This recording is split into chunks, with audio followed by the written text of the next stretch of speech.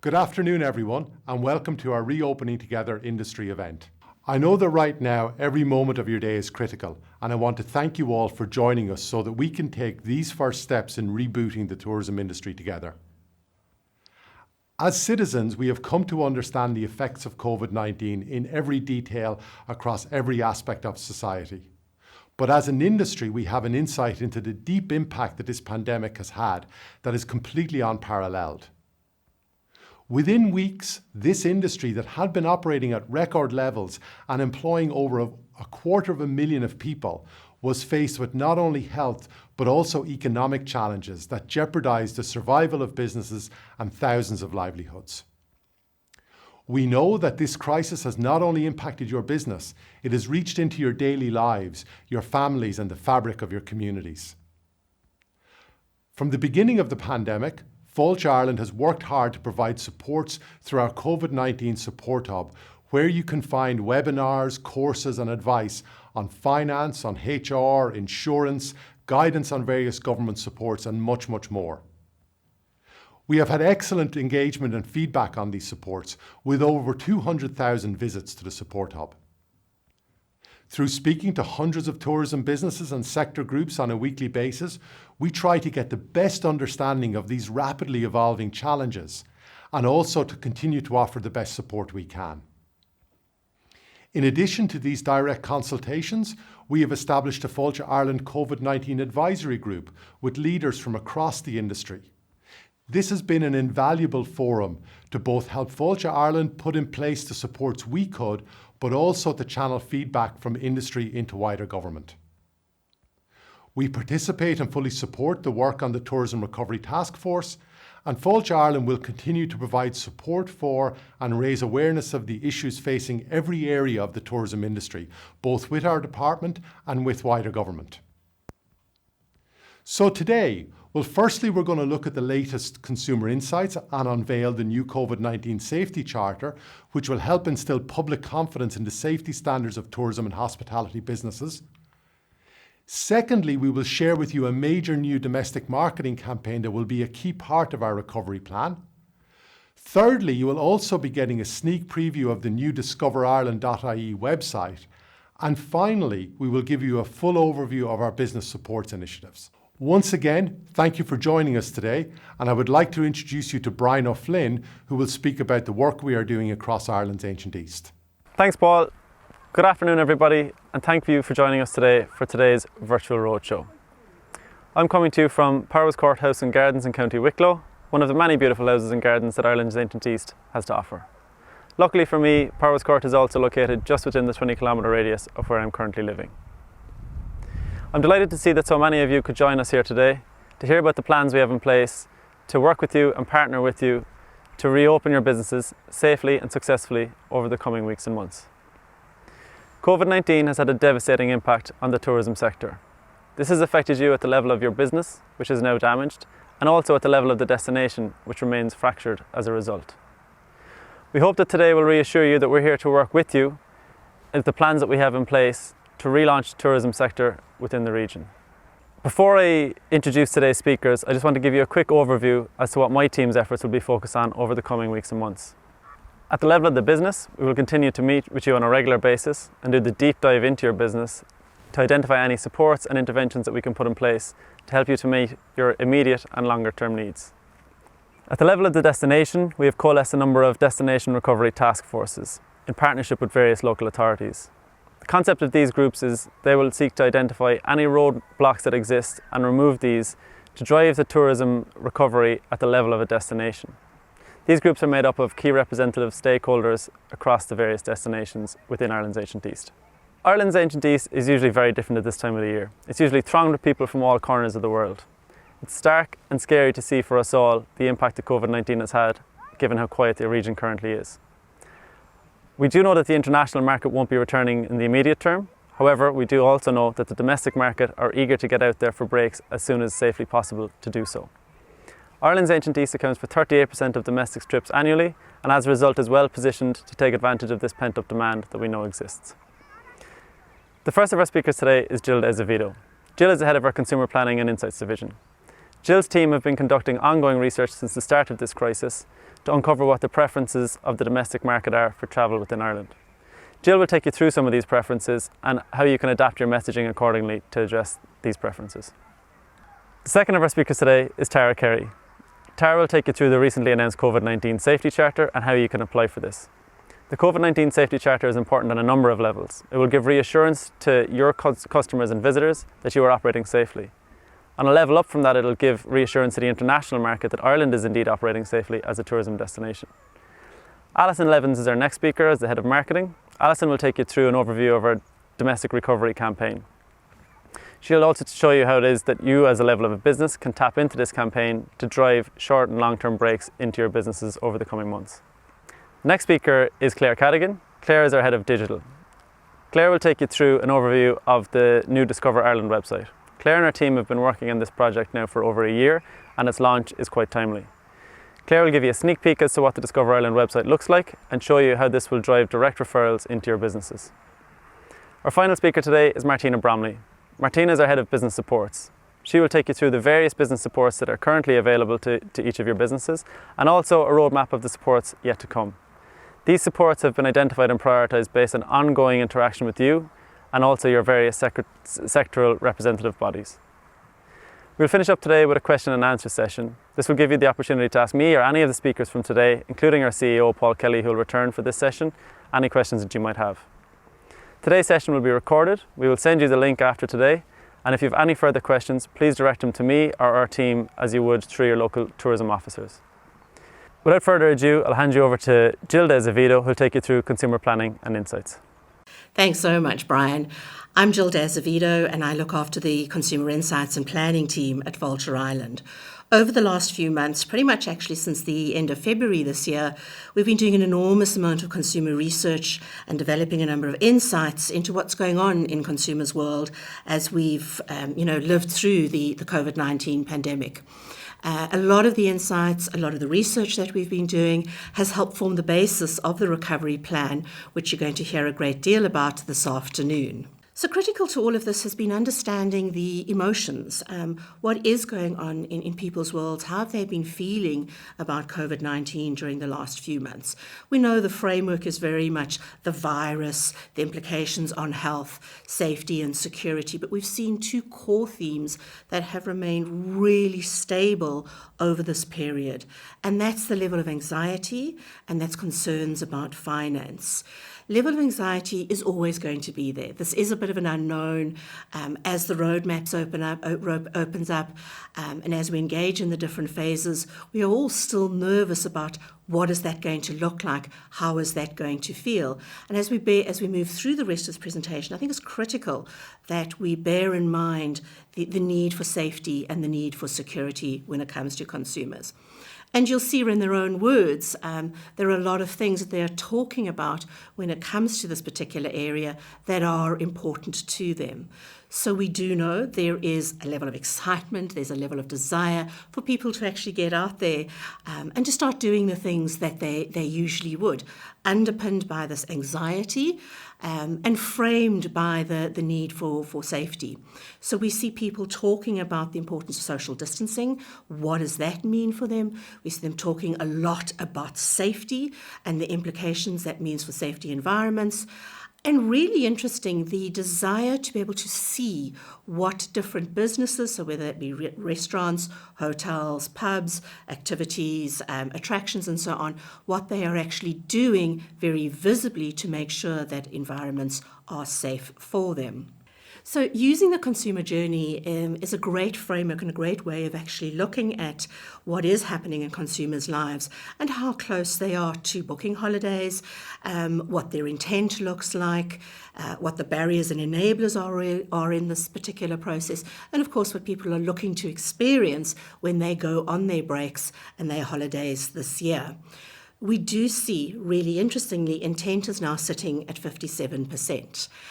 We've seen a sharp increase and a sharp rise in that over the last 2 weeks. And that has been a typical pattern that we have seen in all of our data. The consumers tend to react and tend to move with the various phases as they open up. So consumers have starting to move beyond the dreaming, the surfing the net, the having a look at all the gorgeous places that they can go to seriously considering and planning a holiday, which is a space that they haven't been in before. I do, however, need to caution that within that intent piece, we are still 11% down versus a year ago. So we are not at the numbers that we have been, and we are not going to replace the international visitor, and we're certainly not going to replace the value that the international visitor brings to the category. When we have a look at unlocking the different barriers to intent and what's stopping people from travelling, we see two critical measures coming through. And they're not new because I've just mentioned them. That is the finance and that is safety and security. And concerningly, we've seen finance creep up very consistently over the course of this research. 91% of our consumers now talking about the fact that they're very worried about the impact of COVID-19 on their finances. We know people have lost their jobs. Our industry is incredibly close to the dynamic that is happening right now. But people are very worried about spending their money. As a nation, in the last 10 years, Irish consumers have become more conservative with their money. So we have great savings. We know we're at record levels right now, but people are holding that just to make sure that they're ameliorating against everything that is coming. And of course, within that, the need for safety. So what we've seen is as the government roadmap is unlocked, as, for example, our guidelines have been introduced, this relaxation a little bit around that need for safety, but that's very much aligned with the expectation that things will be kept safe for them. So I've talked a little bit about the barriers, but in fact those barriers are enablers.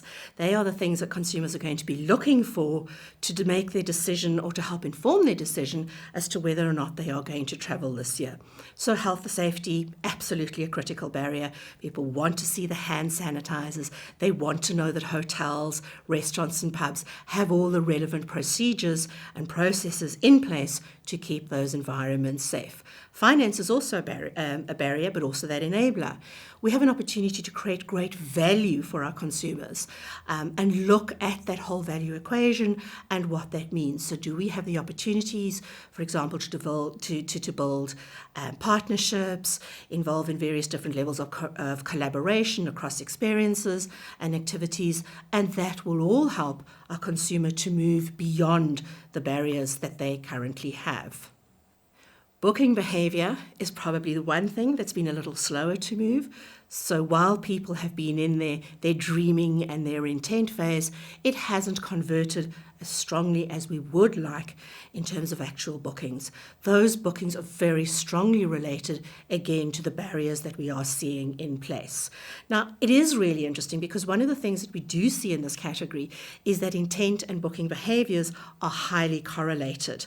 We're not seeing this time round. And if you look at that within the framework of COVID-19, it starts to make sense as to why people are slower off.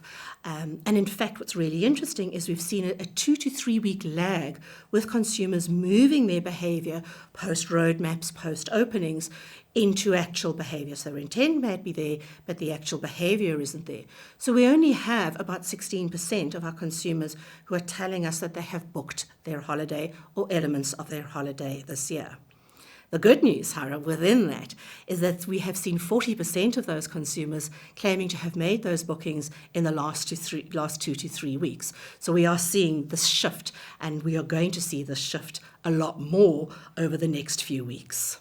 So when we have a look at where people want to stay, the pattern is completely normal. It is as it has always been within our industry. Hotels remain the primary choice for accommodation, followed by the self-catering, both paid and and elements where people can go and stay at their own holiday homes, etc. Hotels have a fascinating dynamic. There is a general consensus among our consumers that hotels will have the right policies, that have the right procedures in place that allow people to feel comfortable, to feel safe. And of course, many families have been stuck with their kids over the last few months, and just the fact that they may not have to cook or they have access to activities like swimming pools, give people a bit of a break, is really important for many families as to why they are choosing hotels. And we do see that skew is towards younger families in this particular space. We, of course, see self-catering coming through and people having their own holiday homes, etc., that they are going to. And people are choosing self-catering because there is a sense that they themselves are then in control of the cleanliness and their safety environment. Of course, there is a question of, does the owner of a self-catering unit apply the right guidelines, apply those right strictures, and in managing it all for consumers. But generally, the point that we want to bring home is this hasn't changed. It's one of the elements that indicates just business as usual, normalisation of behaviour. So where are consumers going? We've seen three distinct patterns start to emerge as we look at the kind of trips that people are going to be engaging in. There is day tripping, there are short breaks, and there are long breaks. The day tripping is really interesting because people are saying to us that they're going to stay at home, but yes, they'd love to get out and explore their immediate surrounds and see and engage in different activities that they may not traditionally have gone to because of a worry of overcrowding and so on. Day trips are centred around the areas that you would normally see. Dublin is the epicentre of a lot of that, but you see that coming through in the likes of Waterford, Cork and Galway in particular. When we move into the short breaks opportunity, you see these territories expanding. So you see people moving into the likes of Kilkenny, up north into Mayo, Sligo. So there's definitely a bigger spread when it comes to the short breaks. They are the typical places that we would see people going to for short breaks. So it's part of that tried and tested pattern that we do experience with our consumers going back to the places they know, they love, they trust. When it comes to longer journeys, Donegal definitely comes into the mix, and pretty much the whole of the wild Atlantic way. People love spending their summer breaks in that part of the world and experiencing all the beauty and all the different attractions that that is offered out in that side of Ireland. What are people looking for when it comes to their short breaks? Reconnection is one of the most important pieces. We've all spent the last few months being sort of forced to connect with our own immediate families, and we've all run with a lot of stresses and day-to-day challenges. This is the opportunity to reconnect with family and friends in particular in a different way, in a more joyful way, in a more fun way. It's also the opportunity to just take a deep breath and relax. There have been so many stresses. Just that opportunity to take that time out is really important for our visitors. People are very keen to go back to the places they know and they trust. This is part of the safety element, where people feel that they can control environments because of the safety and security. There's also an element of just getting out, exploring, and seeing a bit more of Ireland than perhaps people have been able to in the last few months. What are our consumers looking to do when they're actually out there? Nothing, again, has changed in this pattern. However, we have seen areas like outdoor activities become more important and the base of those outdoor activities widen. So we have seen more outdoor activities coming in, whether that be extreme sports, whether that be in gardens, or just generally hiking, walking, and engaging with our national parks. Makes a lot of sense. We perceive ourselves as being safer in those environments. Great for families and kids because kids can run around and get off all that energy. But generally, it is the pattern that we've always engaged in when it comes to the kinds of activities out there. Interestingly, when it comes to indoor activities, we do see a desire to go to castles and homes, museums coming much further down the list. There is a lot of concern and there is some nervousness about going into indoor activities, and that's driven by the desire to make sure social distancing is in place, that again the right safety measures are in place. And in our own consumers' words, if I'm being taken through a castle and you're locking me into a room with a number of other people, that makes me uncomfortable. So understanding the guidelines, understanding the procedures that we're putting into place when it comes to things like the various attractions, again, is going to be so important to encourage consumers to come back into that space. I want to wrap up with this one last slide because this really brings it together. So we have talked about an anxiety, an underlying sentiment that is driving our behaviour. We've talked about a real desire and an excitement to get out and about. We've talked significantly about the barrier of safety. And if we focus on these two areas, plus building in a level of experience, understanding how we can engage with our consumers more and bring experiences to life, these are going to be critical opportunities in our recovery plan. So thanks very much, everybody. I hope that this has given you an overview of what is going on in consumers' minds, what they are thinking about, their fears, both their fears around safety, but also their opportunities and their excitements and the desires out there. Critical to our recovery plan is going to be focusing on that intent, getting our consumers out there travelling and encouraging them to travel and developing the kind of experiences that are going to be enjoyable and useful. And of course, very importantly in this is making sure that we are keeping the constraints, the financial constraints at the back of our heads when it comes to things like pricing and building value into different experiences.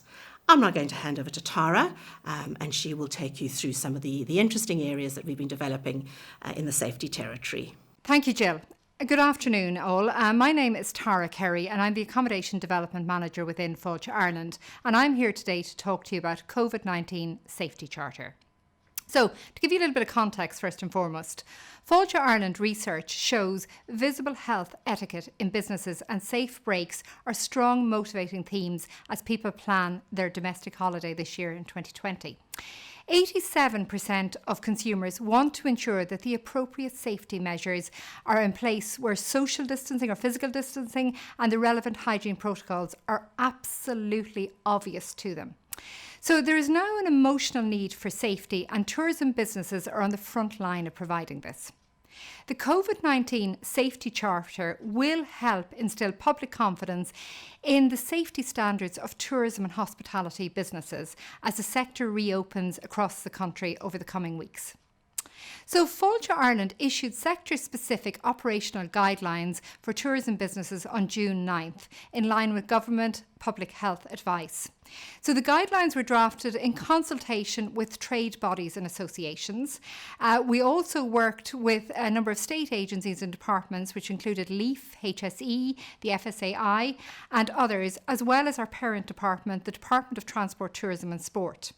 The important thing to remember about our guidelines when you view them on the FáilteIreland.ie website is they're all living documents. These documents will evolve as public health advice changes. So, how will all of this work? Well, businesses first and foremost will sign up to the Fáilte Ireland Charter through the FáilteIreland.ie website. A lot of you watching this today will be very familiar with the FáilteIreland.ie registration pages. You'll have signed up for programmes and you will have signed up for various courses, etc. So it's a very simple process to follow. All staff members within your business, and when I say all staff members, I mean all staff members that have returned to work, will have to complete a 40-minute infection prevention control for tourism businesses course. Now, this course was developed with a well-respected professional in infection control. Those that are signing up for the charter, the businesses, must also confirm that they have read and are following the Fáilte Ireland guidelines for reopening that I mentioned earlier for their particular subsector. Now, once 100% of employees who return to work have completed the course, the businesses will receive a charter to display in the premises as well as some online resources, but a little bit more about that later on. Infection prevention control for tourism businesses, a little bit of a mouthful, but it's an important title because it relays exactly what this course is going to be. So why have Fáilte Ireland designed this course? Well, we've designed it to ensure and to highlight that tourism businesses' activities and products are compliant with hygiene and cleaning requirements, which will help in the prevention and control of COVID-19. And importantly, it will give consumer confidence in the actual tourism product. We also want to reinforce the confidence of the domestic and international visitor in our tourism businesses. We also want to ensure that all staff and management understand the importance of preventing the spread of infection, any infection, but obviously and very particularly COVID-19, and ensure the safety of their employees and their customers in line with the government's public health advice. So what does this course cover? Well, it covers what is COVID-19. Now, we may all think we know what COVID-19 is, but do we really know what it is? So again, this just gives us a little bit of a refresher. Employer and employee responsibility, very important obviously, the chain of infection, hand hygiene, and that will be key to ensuring that people actually feel comfortable and confident in the tourism business that they are visiting. The customer welcome, physical distancing, cleaning and disinfection, laundry, and obviously food safety. So by the end of this course, everyone will have infection prevention control for tourism businesses. They will understand it. They'll know their role and responsibility in the business. They will have an understanding of basic precautions, be able to demonstrate good hand washing technique, the capability to apply this knowledge to their place of work, keep themselves, their family, their friends, their colleagues and guests safe. Obviously, that is a very important one, whether it be inside work or outside of work. So following the completion of the course from all staff members who have returned to work within the business at that time, each staff member will receive a certificate of completion. Now, the certificate of completion can only be printed off on your own computer or on their own computer once they have completed a set of questions. So it isn't a matter of just running a video in the background and walking away. People actually have to listen to every word that is said within the course. They have to take it on board because there is little sets of questions throughout the actual course which must be responded to. But at the end of the course, there are approximately 20 questions which must be answered and must be completed to 100%. Otherwise, we cannot issue the individual staff member with a certificate, and also we can't issue the property with the charter. So what will the business or the property receive? It'll receive a charter which is valid for 1 year. PINs and other physical assets, and again these are very important because the consumer is going to be looking for evidence that people have completed courses like this. A digital suite of assets for downloading, social assets. Now, we do this to instill consumer confidence in the business that these assets should be displayed wherever possible, physically in the physical building, but also on social media, and they should be prominently displayed. Be proud of them because you and your business have completed this course and have completed all the steps required to actually receive the charter. I would like to wish you all the very best in the reopening of your businesses, and I would now like to pass over to Ali Levins to bring it to the next level. Thank you very much. Thanks, Tara. So now you've heard all about the COVID-19 Safety Charter. I'm going to share with you what it actually looks like and the plans for a consumer media campaign to ensure that all adults across Ireland will know what it is when they see it when they're out and about. We knew from Jill's research earlier on that she shared that there are very clear direction in terms of what this logo should look like. We know that the word COVID is really important. We need to be quite specific in the circumstance that consumers want to know that we're talking about COVID safety. We know that the tick is a really important symbol that symbolises people feeling confident to go. And to move forward. We know the colour green is really important from an industry perspective because it represents Ireland and it represents hospitality and enjoyment. So people want to be reassured so they can enjoy themselves in their tourism experience or in their hospitality experience. And we also know that it's important that consumers know that this is coming from people with or bodies with some credibility like Fáilte Ireland and the Government of Ireland. So this is the logo and the lockup. We've got two versions here to share. The version on the left is the version that will be the main lockup, which has all those elements, including the Fáilte Ireland and the Government of Ireland logo. It's very simple, it's very clean, it's easily identifiable, and it's very distinctive. The logo on the left is just there if you need to put it into a very small space, but we would highly recommend you would use the full lockup as much as possible.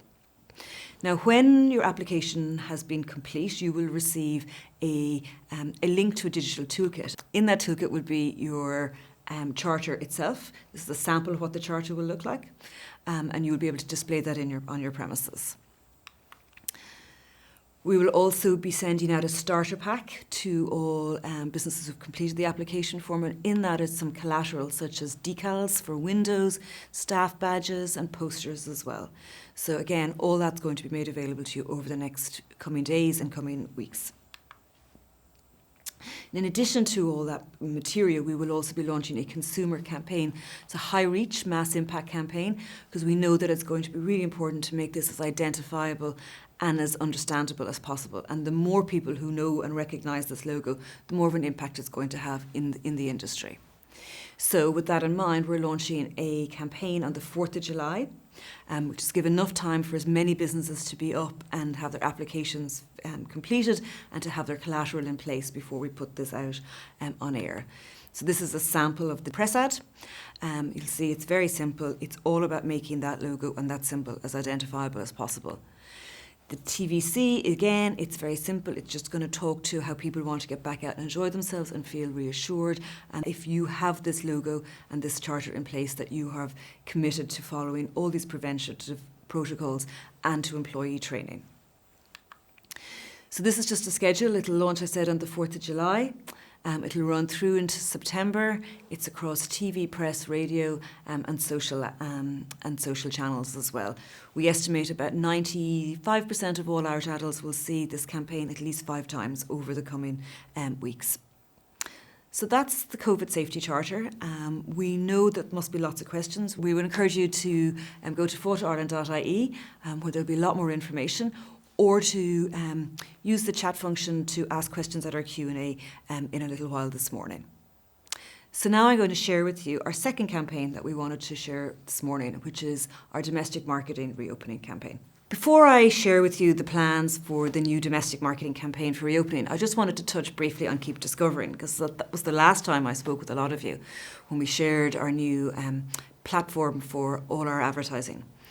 And we launched Keep Discovering in February this year, almost 2 weeks before lockdown happened, and we had a tremendous response.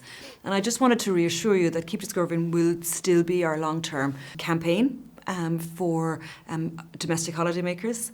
We had a tremendous response. As I said, we were even trending #1 on launch weekend, and that was thanks to your tremendous support.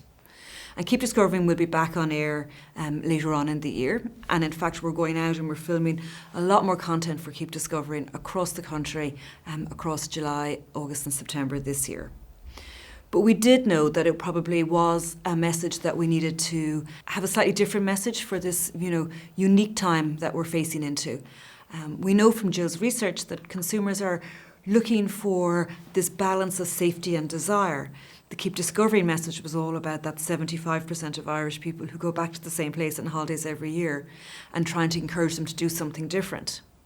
However, we know at the moment that what people are craving is reassurance and familiarity and a connection with those places and people that they love the most. So it didn't feel quite appropriate to have a Keep Discovering message just for this next couple of months. Hence, we're going to share with you a slightly different creative proposition.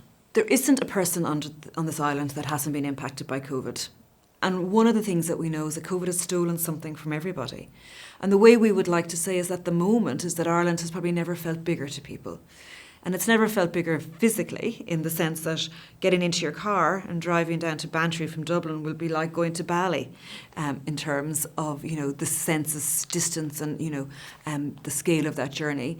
But it also will feel bigger emotionally. People love Ireland and they love holidaying in Ireland. And one of the things that we know is that this is going to be the holiday of a lifetime. You are never going to forget the first holiday that you've taken post-COVID and post-lockdown.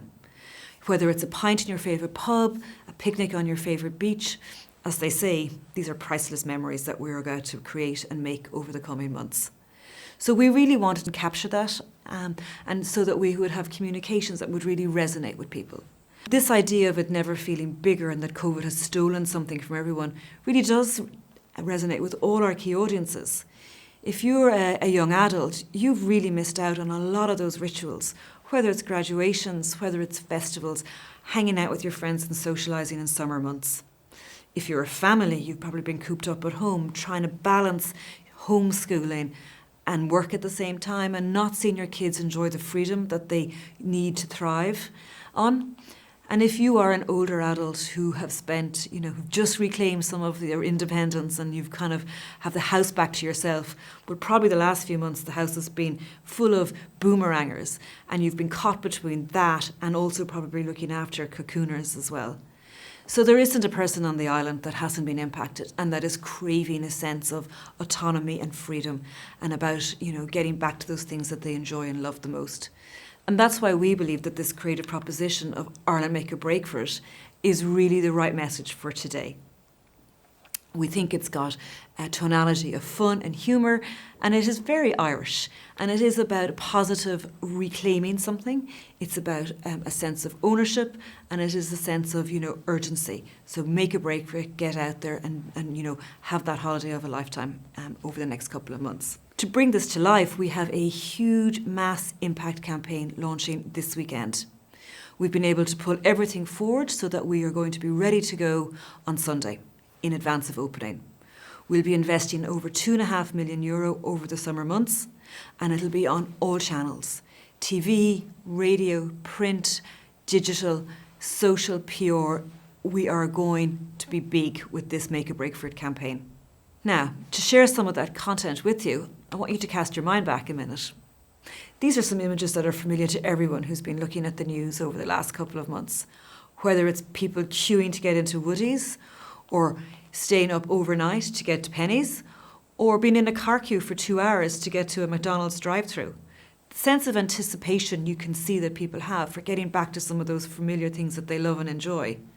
Well, imagine how people are going to feel this weekend when they can get to go and explore the whole country. And that's what we wanted to capture.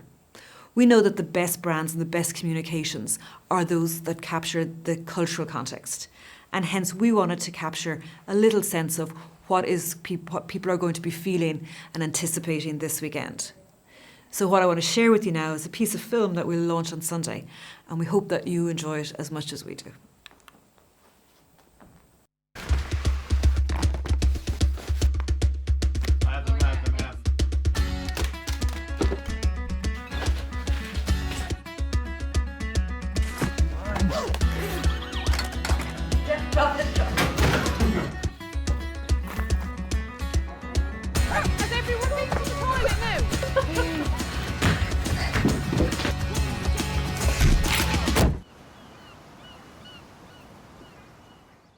So the big moment.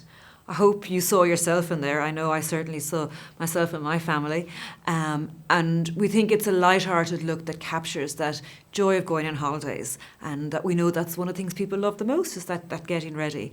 So it's a bit of fun. It's very Irish, and it really captures that idea of making a break for it. We will have radio ads for all our 4 regional experience brand ads that talks a little bit more about some of the destinations and other things that people will be enjoying, and they will rotate in over the coming months as well. And then to further bring this to life on social and digital channels, well, I'm sure a lot of you have had a world that's sort of shrunken down a little bit over the last couple of months. So if you've been having to make do with the boat and the bath, imagine how it's going to feel when you can get out onto the open seas on a ferry going and seeing dolphins. If you're a golf lover and putting up with, a bit of putting practice in the kitchen, can you close your eyes and imagine how incredible it will feel and how big Ireland is going to be when you're on a links or on a golf course that's dotted all over the country. And if your house has been anything like mine, and there's been a lot of the Minecraft type of castles, well, imagine how great that's going to be to get out with your family and to explore the incredible built heritage that we have all over this magnificent country of ours. So make a break for it. So, to supplement the TV and the social, we have our biggest ever print and press campaign launching this Sunday. The print is going to be every week for the next 12 weeks. It's going to be double-page spreads, single-page spreads in all the leading titles. We're going to have, kicking off with Ireland content, which I'll share with you in a minute, and then we will go into regional experience brand content as well. So this is a sample of the Ireland ad. This will go into the papers this weekend, and we will move over the next couple of weeks into regional experience brands. So this is an example of the Wild Atlantic Way ad, and it'll be focusing on some of those key destinations and things to do. Again, it's about reassuring people, giving them information to inform them of things that will be open, things that they can do and see and enjoy when they go on their holidays in Ireland over the coming months. And this is an example of a magazine ad, which will go more specifically into a particular destination. And to supplement the print and press campaign, we have 2 inserts going out. These are 16-page inserts, and we haven't done these in a number of years, but they're 16-page inserts with circulation of 1.2 million. The first will go out at the end of July, and the second will go out later on in the summer, end of August, early September. And this really gives an opportunity for as many businesses across the country to showcase their offering and their availability to the Irish domestic holidaymaker. We have a partnership with Virgin Media that will go live mid-July, and this is a 5-week programme where we will be embedding and integrating the messaging around Make a Break for It across a lot of their signature TV shows on their digital channels as well. And this is all about encouraging with high reach and high frequency. We'll be able to do advertorial and editorial content here, and using some of their on-air talent to tell stories and reassure people that yes, you can go on holiday, yes, there are places open and things to do, and yes, you're going to have a great time and be welcomed. We also have an exciting partnership with the RTE that we will be sharing a little bit more of in the next couple of days, but needless to say, RTE have been a great partner and a great supporter, and this is something that we're very excited about, but as I said, we'll be sharing more in the next couple of days. We also have digital publishing partnerships with DMG Media and Levins.ie. These are two of the largest publishing digital platforms in the country. And this will enable us to reach people with much richer, deeper content. So, for example, we will have articles and native articles from county contributors. We'll have bespoke county guides, and we'll have snackable video pieces as well. So this is a way for us to have a lot deeper and richer content as well. From a PR perspective, we know these first couple of weeks are going to be critical. People want to be reassured, and what better way to do that than testimonials from some of Ireland's most famous and well-loved celebrities. So we have a campaign, an army of campaign ambassadors, and this is just a selection of the first few, who are delighted to work with Fáilte and to be supporting the industry at this really important time. So you'll have the likes of Brian and Pippa O'Connor, Anna Geary, Even Garahy, Greg O'Shea, all out over the next couple of weeks, making a break for it and sharing their stories on all their social platforms. And we think that's going to be really important to make this really visible and high profile, trusted testimonials. We also know that we want to share some stories from real life people, and in particular we're focusing on frontline workers. So we know that the benefit, the mental health benefits of taking a holiday are tremendous. And so for people who've been under incredible stress over the last number of months, people like nurses and doctors and retail workers and teachers, we're looking forward to sharing some of their stories and the incredible time that they're going to have out and about making a break for it across Ireland as well. And then later into July, we're going to go into a programme of focusing on a county a day, and we will tie in with our own channels, and we will be working with county ambassadors to bring each of the counties across Ireland to life in terms of what they offer from a tourism and hospitality perspective. So finally, just to wrap up, it's a significant campaign, Make a Break for It, €2.5 million being invested over the coming months. It's across all channels. We're hoping to make this famous and effective, and we're really looking forward to working with you.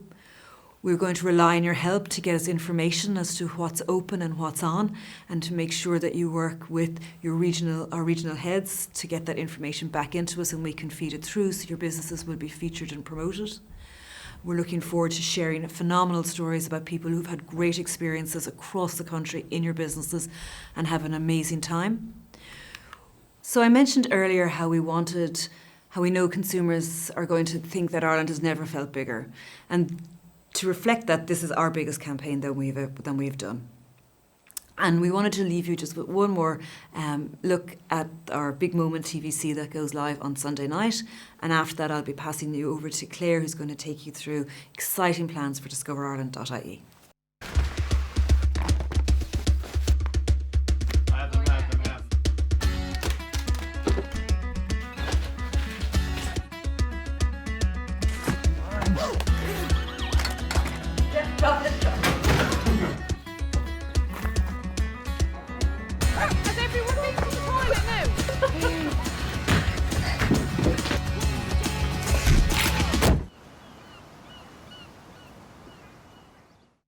Thanks, Ali.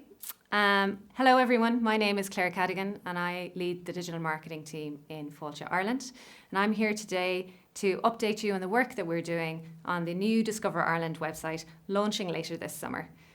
plans for visitdublin.com content, and importantly, how you as a tourism business can benefit from these initiatives. It's no surprise to anyone that behaviours, digital trends, technology has been evolving massively in recent years and indeed in recent months. And some of these key trends has really influenced how we've designed our new site. Some of these trends are of interest, I think, to everybody working in the industry. So a growing volume of websites and information sources are out there now, more and more every month that goes by, that people use to help them book, plan ahead, and validate their choices of holiday. There's no one-stop shop, and therefore searching and planning holidays can be an arduous task at times. Linked to that, top 10s and main attractions are easier to find. And these attractions often pay to be more prominent and visible online. The flip of that is that smaller businesses and often free amenities miss out. Personalised online experiences are more common than ever before. So people have higher expectations of how relevant and targeted the content on your website is going to be from the minute they land. Businesses are optimizing content and learning a lot more about what people are looking for. So using data to understand and optimize how to really ensure that their visitors, when they come to the site, have a very satisfying experience and get what they find.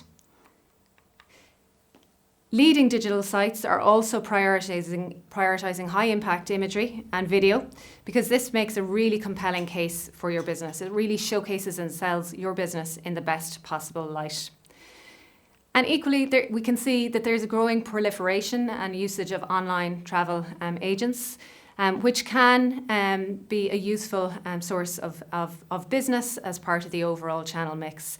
And they're now not just all about accommodation, they're also moving into the area of attractions and activities. Equally, leading sites truly put the visitor needs at the heart of what they do. So helping them to access, as I was saying, what they're looking for very quickly, or else they'll lose interest. It's about providing the right content at the right time on the right device to meet their needs. Mobile, and thinking about mobile as you're designing your content, designing and updating your site is very important. Over 65% of traffic to Irish travel websites comes through mobile. And what that means is, from a technical perspective and from a format and content layout perspective, you really need to bear this in mind when you're designing your site to give the best possible experience online. And last, certainly not least, data is crucial to ensure that the experience and the content is relevant for your visitor. By capturing and understanding visitor data and using tools like Google Analytics, it allows us to tailor our communications and content in a way that was not possible before, helping us to increase relevancy and ultimately visitor numbers, spend and dwell times, both on your site and in location for tourism businesses across Ireland. Face-to-face research was very important as part of our discovery for this project. So we talked to a broad range of visitors, from people in their 20s to more mature visitors, to families and everyone in between, to find out what they enjoyed, what frustrated them, what the gaps were on the whole area of planning, booking and enjoying the best holiday they can. We had some interesting findings in that regard. So we found that at the top of the decision funnel was destinations and interest categories. So people thought first, okay, where am I going to go? So they had a broad idea of where they wanted to hit, but very, very closely to that, they had a particular outcome. So they wanted an active break, a foodie break, a cultural break. And these are two big areas that need to be kind of up front and centre when people, to make the decision-making process even easier. Equally, we found that the domestic visitor craves authenticity and authentic experiences. We see ourselves as visitors, not tourists, when we're on holiday in Ireland. And we're particularly looking for fresh, off the beaten track experiences, particularly free ones, which are often harder to find. And yet these can be the things that make a holiday or a trip truly special. It's against this backdrop that using the latest advantages in technology, data and insights that we are creating a useful, usable and beautiful new site to be the trusted go-to source for the best things to see and do on holidays in Ireland. We're harnessing everything that is good about taking a holiday in Ireland, and there's lots, and we're putting it online for visitors to access easily. Because when they decide they want to go kayaking, they want to go adventuring, they want to find new foods and have a foodie break, or just make a break for it with no plan at all, we're here for them. We've created a website that puts visitors at the heart and you, our tourism industry, front and centre. And here's a sneak peek of what it looks like. So we're moving from quite a busy, cluttered site, particularly on mobile, to more clean layout. The design and layout really helps the ingredients and the content and the imagery to shine so that people can really get to the heart of booking and planning ahead quicker and easier. We're about to go into another round of consumer research and also with a panel of industry to make sure that when we launch the site, it really works brilliantly for everyone. So question is, what's different about our site to others? So what's new? We know that because people search by destinations and need reassurance of the great range of things to see and do in destination, that they want more and they want more of this information at their fingertips. So we are updating and providing more comprehensive information, highlights, USPs of the area, food and drink options, and things to do for all of the counties in Ireland and for all of the popular tourism destinations across the country, so that we can reassure people they can have a really great time when they go. Equally, we are going to be showcasing authentic experiences and creating that content ourselves. This will be content you won't be finding on any of the other leading sites out there, and we'll be leveraging our unique insights as Fáilte Ireland to add that value. And last and certainly not least, at a time when referrals and booking matter most, we will be driving referrals in a more effective and efficient way for people who come to our site, bringing them straight to you. And we'll be doing all of that in a way that is designed and streamlined and minimalistic. The site is built to let the content shine, as I was saying, giving the right mix to inspire our visitors to explore more about destinations and the great things to see and do in that location. We are very excited about this opportunity to provide unique local content.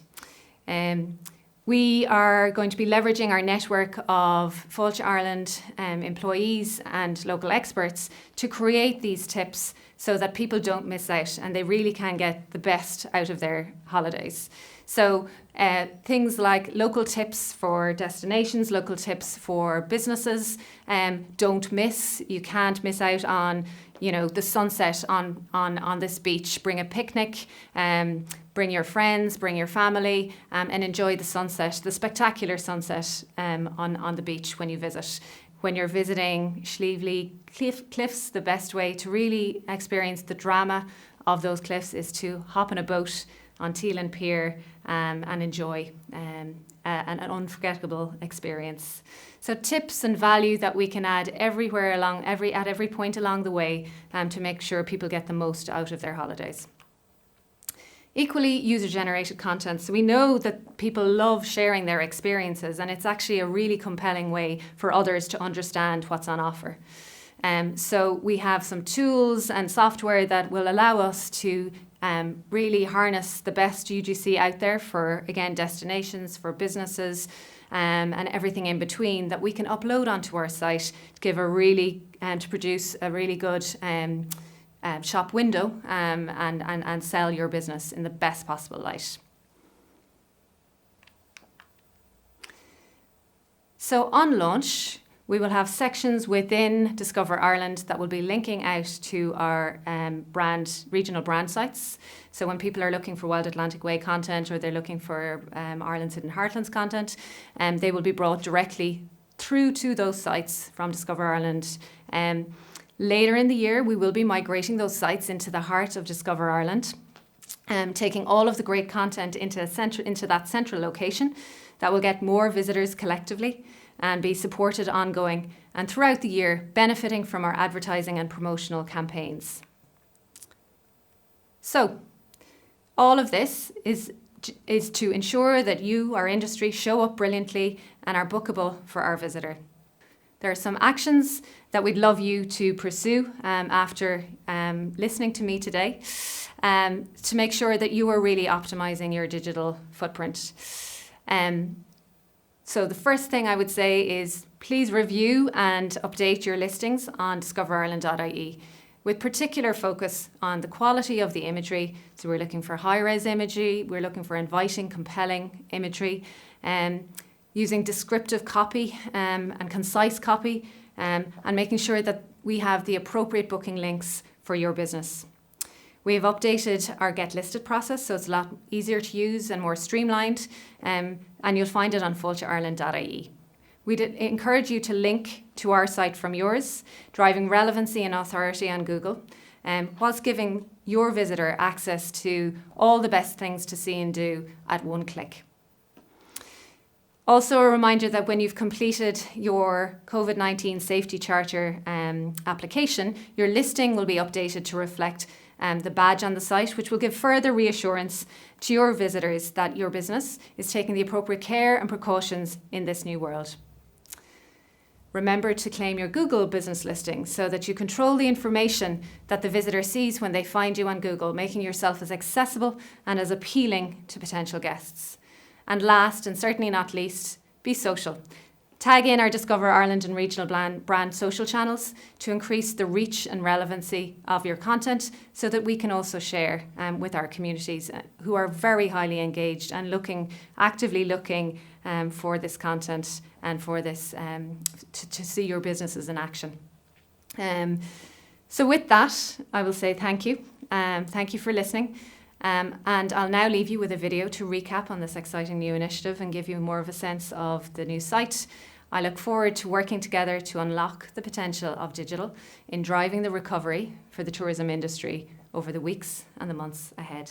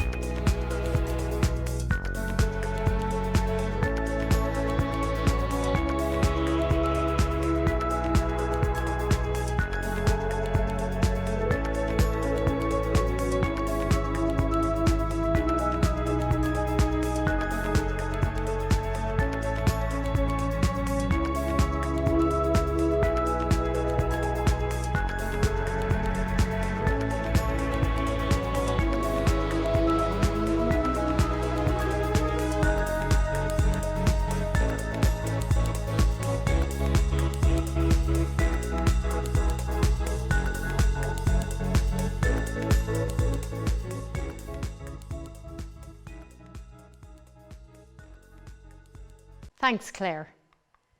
Fáilte Ireland's top priority is supporting Ireland's tourism and hospitality businesses to survive, reopen and recover from the catastrophic impact COVID-19 has had on our industry. Over the past number of weeks and months, our enterprise development team has been working hand in glove with the industry to create an extensive range of business supports to guide you through these unprecedented times. These have been developed in consultation with industry experts to meet your most immediate and urgent needs and really help your business reopen and recover effectively. These supports have covered everything from closing down effectively to reopen, managing the HR implications of the crisis, financial recovery supports, guidelines for reopening and ways to optimise your operations, all providing expert advice to industry at a time when they most need relevant and practical direction and support.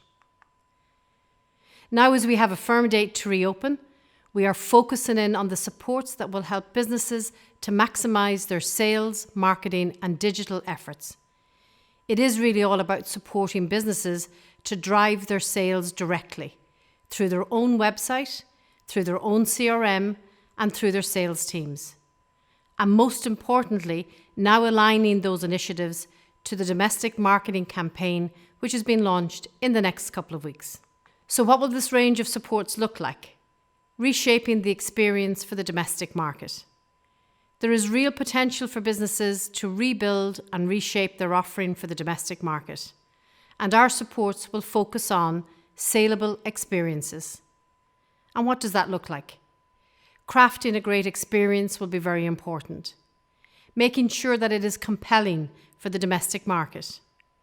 Ensuring clarity for customers about exactly what your offer and price includes, and most importantly, offering that safety reassurance. You really have to articulate the value-add elements that will give your offer that standout. Most importantly, pricing, break-even point. There will be a pricing calculator with simple instructions on video and supporting guide. The purpose of the saleable experience document at this time is to achieve confirmed bookings from the domestic market. The saleable experience document plays an important role in putting your destination on the radar of domestic customers, putting your tourism business on the radar of domestic customers, and a really important function of the saleable experience document is that it helps your business stand out in the marketplace by providing absolute clarity on what is for sale and highlighting the value for money that is offered within each experience. And then most importantly, optimizing web content and SEO to drive that sales conversion. So just to recap, the range of supports will include best practice advice, creating and crafting saleable experiences, and pricing supports for accommodation, activities, attractions, food and drink. We know that the research is telling us that the reconnection and freedom to travel, as well as reassurance and safety, are the main drivers for consumers right now. To ensure businesses get the consumer from a planning mindset to conversion, we have created a suite of supports online, which are about the online content, effectively all about what you can do to promote what's in your shop window. So what does that range of supports look like? Create a value offer.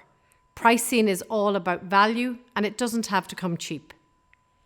Compelling imagery and video content that brings your messaging to life at a low or no cost. Messaging. Ensure your offers and your messaging is clear and easy to find on the website and is supported through your social media activity. Safety. The reassurance about having fun while feeling safe will never be more important. When consumers are holidaying or visiting with you, make sure to have your COVID safety policy visible on your website. Upselling. What can we do there? Some midweek offers, putting out accommodation plus dining plus activity, upselling and getting that extra revenue stream. And during this period, it's really important to create a standalone landing page that's easy for consumers to access the offers and track bookings from your side. So to recap, your own website can be a powerful sales tool, giving customers the right messages, the right offers and packages, and the reassurance about having fun while feeling safe when holidaying or visiting with you. And really, your website is that engine to convert bookings. And just to get a little taster of some of that expert digital advice, we're just going to hear a little clip from Ian Cleary. When you've put all the elements of a landing page together, this is what it looks like. Now, this is not a real business, but it will give you an idea of what you need to do to create a compelling offer that drives sales. Our headline is selling an escape for the weekend, and we all certainly need an escape. Now we go into details of the offer and we reframe it with a problem followed by a solution. Spent too long in the house and itching to get out? That's definitely a problem we have. Now, we outline the actual activities available with a good image and a short description. People don't really read long descriptions, so keep them short and snappy. Next is the important part, the actual offers. We have given 3 offers tailored to specific markets and include an incentive to sign up for each offer. In the next section, you want to convince people there's plenty to do and see in the area. They want to get out and about and do other things, so make it clear they will not be bored. And finally, you may have some contact information just in case that offer still doesn't answer all the questions. Rebooting international leisure sales is also another hugely important area. Businesses are now having to reconsider and make changes to the way you offer experiences for groups to ensure firstly the safety and then the restricted visitor flow in line with current and possible future safety guidelines. What will this mean? You will have to reshape your saleable experiences offer, and you will have to reshape your sales pitch to prepare to meet buyers and negotiate those new experience, new contracts going forward. What does that range of advice look like? Recraft your saleable experience and your sales pitch, giving that reassurance and clarity of message in presenting your value and your price. Generating that compelling content, never more important. An easy-to-use pricing calculator that will help calculate the pricing, negotiations and contracting that's been done online. Also guidance and consideration for writing your terms and conditions for B2B contracting for accommodations, activities and attractions. Tips on preparing and performing in virtual meetings. We'll now have all online sales appointments, so it's including building that business relationship online and getting the most from virtual meetings. And really important, preparing for Virtual Metal, which is one of Ireland's biggest buyers events in Ireland, and that is now going to go online in July, and we're working very closely with the commercial development area to bring that to life. So we've created a range of supports to help industry optimise the sales opportunities from this great event. So just to recap, all of the Fáilte Ireland business supports have been created with inputs from leading experts, industry, regional brands and sectors to deliver practical solutions and advice that directly address the challenges your business is now facing. These are constantly evolving, and all of these supports, whether it's financial, HR, operational guidelines and sales and marketing, are now all available online through the Fáilte Ireland Business Support Hub, where you can search by sector for the supports and the areas most relevant to your business. If you do need further advice or require guidance on any tailored support for your business, please contact your local Fáilte Ireland representative or email business supports on business.supports@fáilteireland.ie. We're now heading over to the Q&A panel.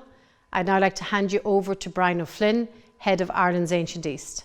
Paul, first question is to you. One of the burning questions that's been coming from the industry for the last number of weeks for us, and also coming through today on the portal. The industry are looking to know is, will there be financial support specifically for the tourism industry? Great, thanks very much, Brian, and good afternoon again, everyone.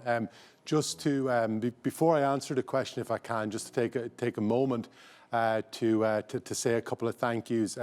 Over the last number of months, we've been working exceptionally closely with colleagues in our own department and also across a range of other government departments. And all of those people have been incredibly busy and working incredibly hard. And I'd just like to say a thank you to them for their work and support with us. I'd also just like to particularly say a massive thank you to all of our own team in Fáilte Ireland. I mean, it's been a real privilege, pleasure, and a matter of immense pride for me to be able to work with such a dedicated and passionate team in Fáilte Ireland. The early mornings, the late nights, the weekends, just constant work that the team have put in over and over and over again over the last number of months, because of their passion and commitment for Irish tourism, and to do what they can to support all of you, our industry colleagues, during your most challenging time. So I'd just like to take a moment to acknowledge that and say thank you to them. I've just been blown away by the commitment and dedication and quality of work. And hopefully you'll have seen that today in terms of and more examples of that today in terms of what you've seen. So look, because we do appreciate how incredibly challenging and difficult a time this is for our industry, for all of our industry colleagues, and we all, to a man and to a woman, wanted to do what we could to, and continue to do what we can to help you. Coming then to your question, Brian. Look, I think we're all waiting with bated breath for what's going to be in this July stimulus package. In terms of we hope, of course, that we do have a new government next week that can pass the legislation, that can bring in the supports that you so desperately need. We don't know is the honest answer. I think it's really important to say that Fáilte Ireland, in terms of we implement government policy, we don't set policy. That's a matter for the government and a matter for our departmental colleagues, etc. And the kind of supports and the level of support and investment that the industry need is well beyond the normal remit and budget of Fáilte Ireland and their policy level decisions. So we stand ready, willing, and able to implement those policies should they be in place. We have sent in a number of specific proposals for consideration to be included as asks into that July stimulus package, as it were. We've put in a proposal for grant support to help businesses cover some of the costs they incurred while closed. We've put in another request for grant support to help business cover some of the cost of the adaptation that they need to make to their businesses to operate in a COVID world, because we do acknowledge there's significant extra cost there for business. And we've also put in a proposal for a tourism and hospitality specific working capital scheme that would help businesses get some more liquidity in the way that people need it, in terms of low interest, long payback, long-term periods, and state guarantees. So look, there's obviously an awful lot of other asks gone in from an awful lot of other areas into what's going to be in the July stimulus package. We don't know which of those may get approved or may not.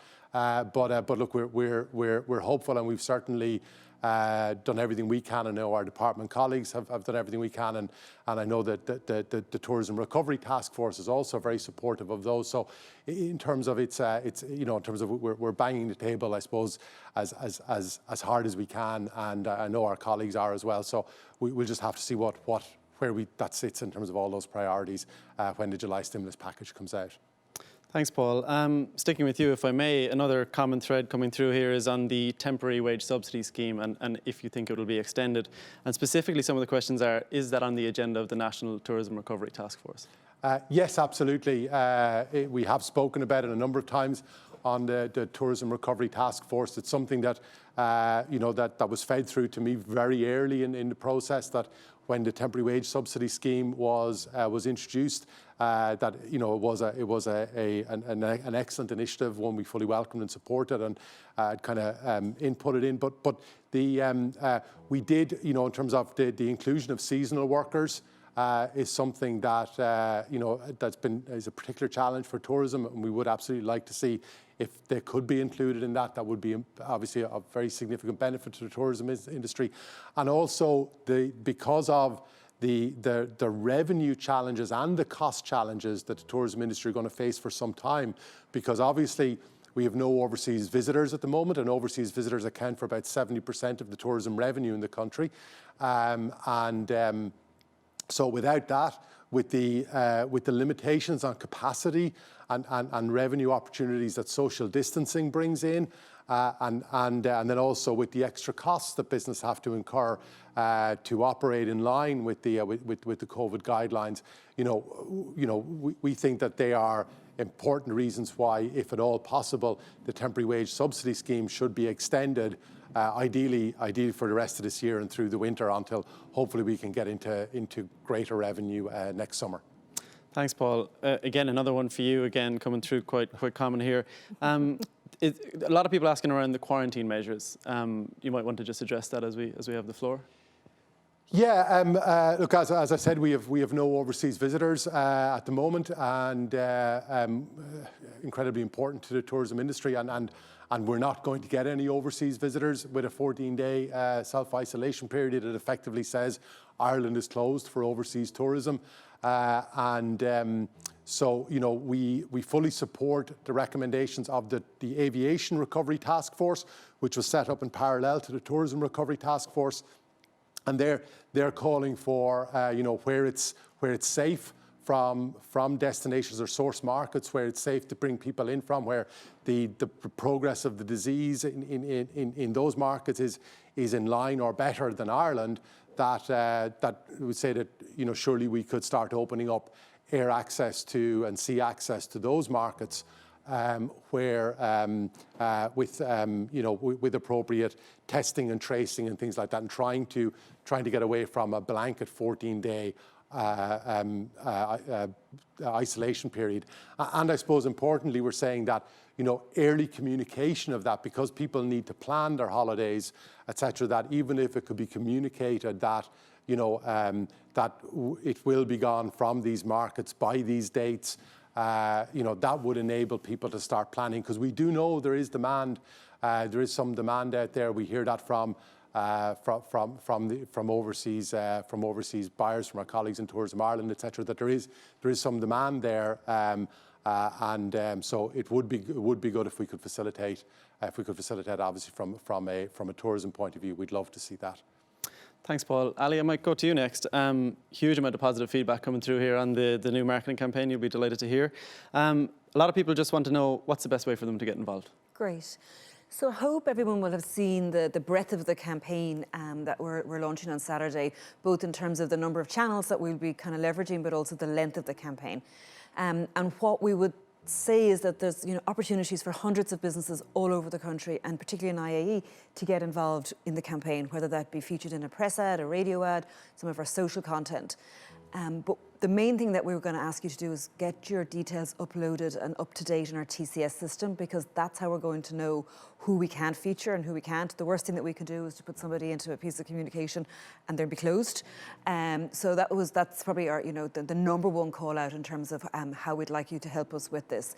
We'll be working with our regional leads across the country, and we're working with Brian and his team to kind of get the right balance in terms of geographical mix of businesses, but also the different type of activities that we know people will be looking for, and that will motivate them and give them that nudge to go from kind of an intention into an actual booking. So that would be the second thing. And then finally, the campaign goes live on Saturday, and we have great evidence of the support of the tourism industry to make our work famous and to get people really engaged with it, from what we saw happen with Keep Discovering in February, and when we were trending #1 that weekend.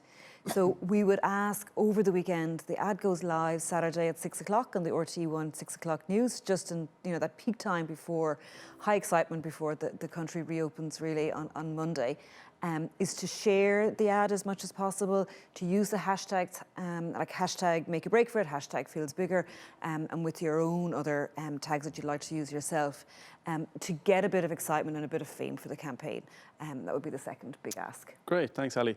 Look, I'd probably just want to add to that as well. From a regional perspective, we will communicate with you all as to when your destination will be featured to enable you to take advantage of that opportunity.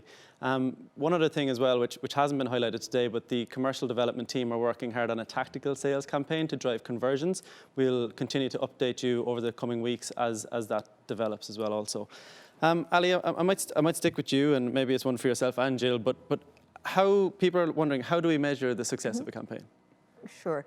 It's the question that marketeers or communications people really dread getting asked, but I think there is an art, there is a science behind the art to know whether it has been effective or not. And, we're very conscious that, we're investing taxpayers' money at a time when, that's a scarce resource.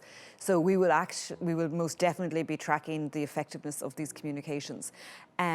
The first thing is just in terms of kind of gut feeling is going to be consumer and industry response to the work. And again, that's why seeing, what kind of organic and take up we get over the weekend. But in terms of the scientific methodologies behind effectiveness, I might throw it over to Jill to give the objective view on it. Thanks, Ali. So we will be running a number of metrics behind assessing the success of the campaign, what the implications are, what it's actually doing for us.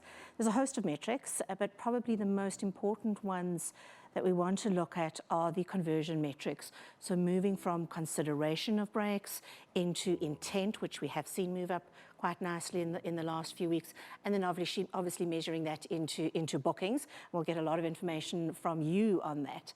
But intent is generally the core measure, because we do know through the use of the media, through the effective messaging of the campaign, that's the piece that we need to move the dial on.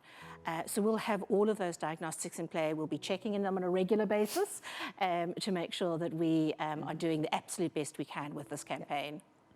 Thanks, Jill. And look, people are also very appreciative of the sentiment that you shared today, the consumer sentiment. They want to know, will that be ongoing? And if so, how can they find it, essentially? Sure. So yes, our sentiment tracking pretty much remains in place all the way through for the next few months. We have been producing weekly reports that have been on the Fáilte Ireland site. We're moving into sort of bi-weekly reports which are widely available. They're shared with the various teams. Absolutely, Brian has access to all of this, and he's sharing it out. And I think really importantly, we had a session earlier this week with a massive set of data and a number of insights that we were able to collate. And we have a lovely exec summary that's coming out tomorrow on this in particular. We've looked at the insights, but really importantly, we've looked at what the implications are for all of you and what does that mean as you move to recovery and reopening during the course of next week. Great, thanks. Tara, I might go to you next. Hugely positive again, feedback here on the COVID-19 safety charter. There are a couple of questions around the practicalities of it though. Might just start with a number of people asking, we're within a few days of opening now. Do we have to complete the COVID-19 safety charter before we can open? Well, good afternoon, all. Brian, to answer that question, no, people don't have to do it immediately. However, we would recommend that businesses who want to get the charter get their employees to actually complete the programme as soon as possible, because the reason for this particular programme being developed is that it is to give consumer confidence, to instill consumer confidence.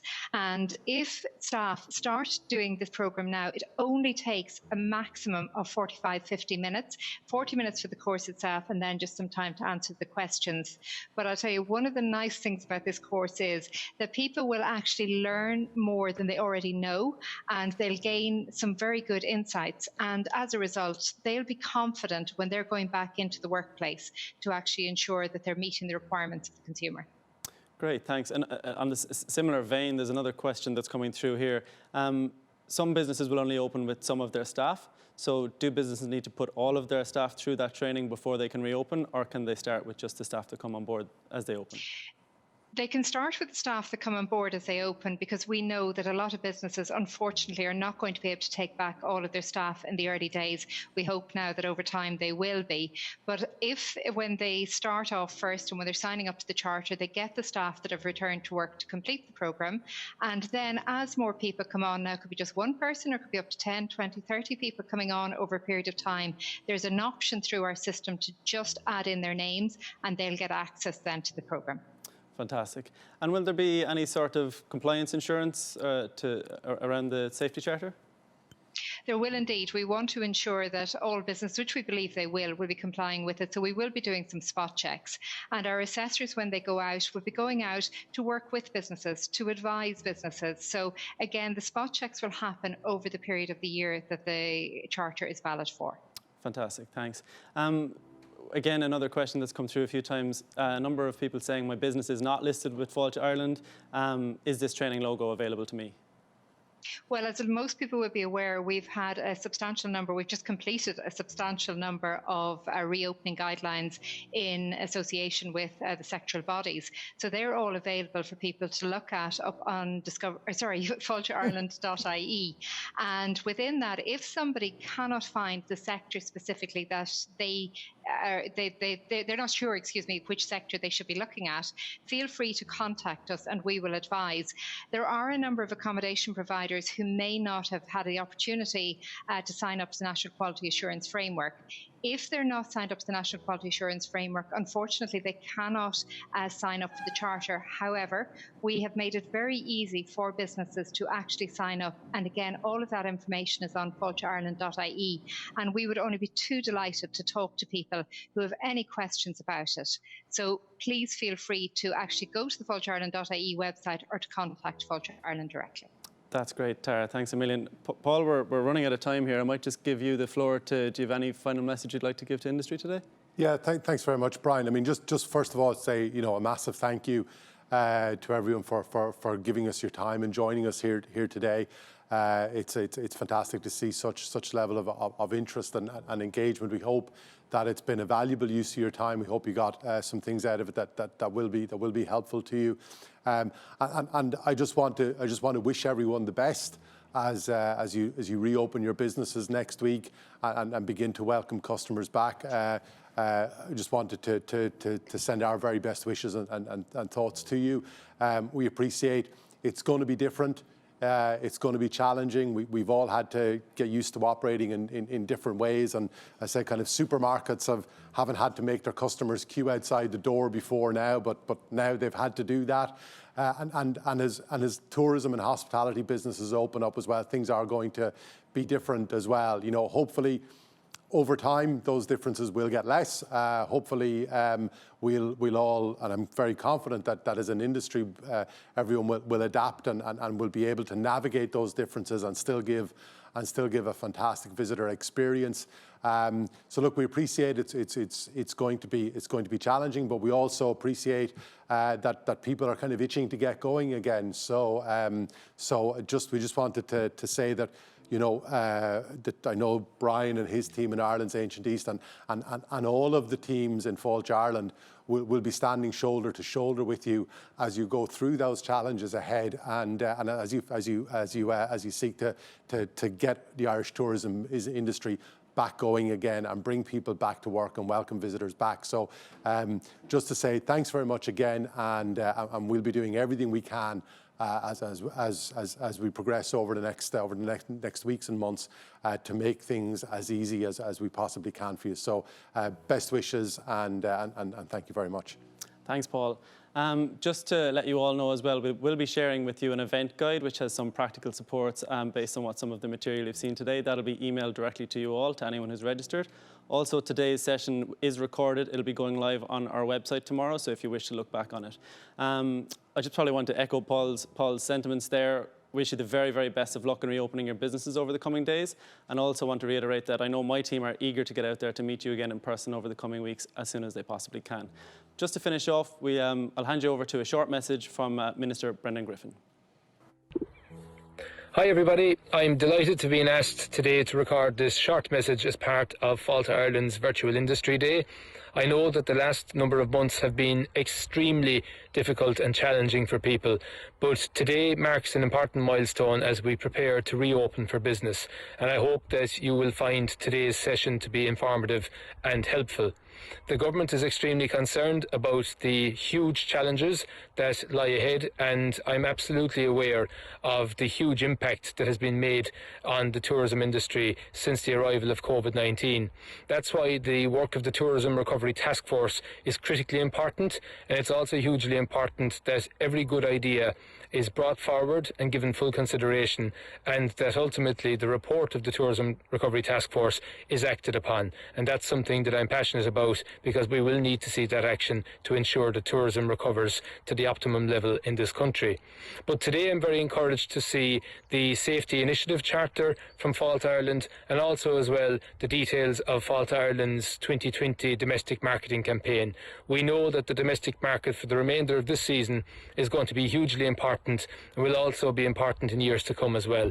And I want to commend all of the team in Fáilte Ireland for the huge work that they've been doing throughout the COVID crisis, and also the work that they've done in preparation for today, and the work that will be needed to be done over the coming weeks and months as we try to recover from this huge shock that has befallen the entire industry. To all of you operators on the ground, I can assure you that I will be doing my very best to try to ensure as many supports as possible for you into the future. We have had some supports to date, and I know that many more are needed. And I wish you all the very best as business reopens, and hopefully look forward to seeing many of you throughout Ireland in the weeks and months ahead. Thank you.